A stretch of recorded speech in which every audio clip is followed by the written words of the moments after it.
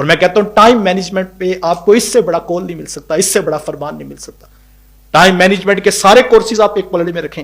آج جدید تحقیقات ہو رہی ہیں کہ وقت کو کس طرح جو ہے اپنی دسترس میں لایا جائے، اس کو مینج کیا جائے، اس کو بہتر انداز میں اپنے نفع کے لیے استعمال کیا جائے۔ بہت کچھ لکھا جا رہا ہے اور بہت سارے لوگ آ کر اس کو بیان بھی کر رہے ہیں، یہ پوری ایک سائنس بن گئی ٹائم مینجمنٹ۔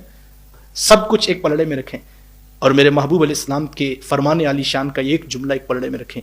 کتنی بڑی بات ارشاد فرمائی، فرمایا من حسن اسلام المرء ترکہ ما لا یعنیہ، فرمایا کسی بندے کے اسلام کا حسن یہ ہے کہ وہ ہر بے مقصد کام کو چھوڑ دے۔ کام کرنے سے پہلے ہم دیکھیں کہ اس کا مقصد کیا ہے، اس کا نتیجہ کیا ہے۔ اللہ تعالیٰ نے حضرت انسان کو جو دنیا پہ دے کر بھیجا وہ صرف وقت دے کر بھیجا۔ انسان ماں کے پیٹ سے آیا تھا تو پیٹ خالی تھا، بھوک لگی تھی، پیاس تھی، برہنہ بدن تھا، تو پاس تو اس کے کچھ بھی نہیں تھا۔ اسی وقت کو اس نے صرف کیا، تعلیم کی، گزرگاہوں سے ہوتے ہوئے اس نے ایک نوکری حاصل کی اور یہ سمجھا میں نے نوکری ملی ہے اور یہ بہت کچھ ہے۔ پھر نوکری آپ پورا مہینہ وہاں وقت دیتے ہیں، اس کے عوض میں وہ آپ کو 50,000 روپے مہینے بعد دیتے ہیں۔ تو آپ اپنا وقت کی بدلی ہوئی شکل ہے جو آپ کو پیسوں کی صورت میں دکھائی دیتی ہے۔ اور رشتہ داریاں ہیں، ان کو بھی آپ وقت دیتے ہیں تو وہ اچھی ہو جاتی، اور جب آپ وقت نہیں دیتے تو اختلافات بڑھنے لگتے ہیں، گلے شکوے بڑھتے ہیں اور پھر آہستہ آہستہ تعلقات، دوستیاں مدھم ہونے لگتے ہیں۔ تو اس کی بڑی وجہ سب سے قیمتی ہے ہی دنیا میں وقت۔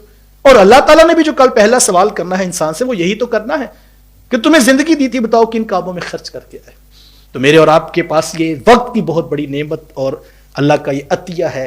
میں آپ کو یہی سمجھا رہا ہوں کہ وقت ضائع نہ ہو، وقت کو بامقصد کر لیا جائے، وقت قرآن سیکھنے میں صرف کیا جائے۔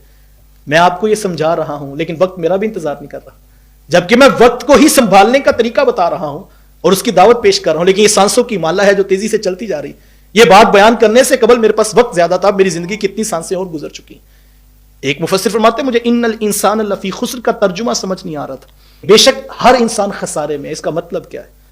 فرماتے کہ میں بازار کی گلی سے گزر رہا تھا کہ ایک شخص پھٹے پہ برف رکھ کے بیچ رہا تھا اور وہ آواز بڑی عجیب لگا رہا تھا، ارحمو ارحمو، فرمایا کہ رحم کرو میرے اوپر، رحم کرو میرے اوپر اور مجھ سے جلدی جلدی برف خرید لو۔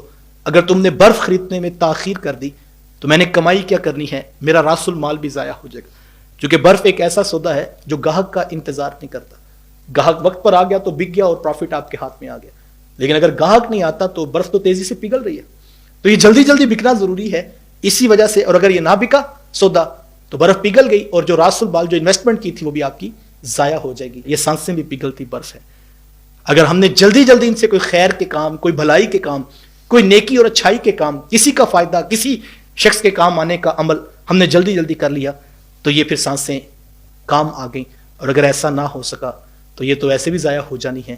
کاش ہم اس وقت کی قدر کریں، اور یاد رکھیے گا جوانی کے اندر بہت ساری چیزیں انسان سیکھ سکتا ہے وقت کو منظم کرنے کے ساتھ۔